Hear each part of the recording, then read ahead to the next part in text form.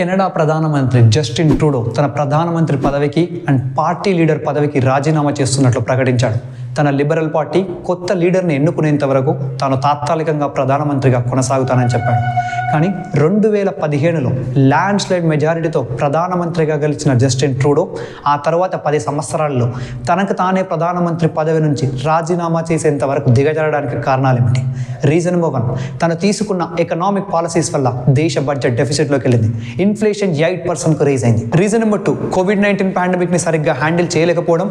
అంతేకాకుండా దేశపు సొంత డబ్బును తన పర్సనల్ విలాసాల కోసం, లగ్జరీస్ కోసం యూజ్ చేస్తున్నాడంటూ వచ్చిన పర్సనల్ స్కాండిల్స్ని సరిగ్గా ఎదుర్కోలేకపోవడం. రీజన్ నెంబర్ 3, విదేశాలతో ఉన్న ఎక్స్టర్నల్ రిలేషన్స్ను కరెక్ట్గా మేనేజ్ చేయలేకపోవడం. ఫర్ ఎగ్జాంపుల్ 2023లో తమ దేశంలో ఉన్న ఖలిస్తానీ సపోర్టర్ హర్దీప్ సింగ్ జగ్గుని భారతదేశపు ఏజెంట్లే చంపేశారని ఒక్క ఆధారం లేకుండా ఆరోపించాడు.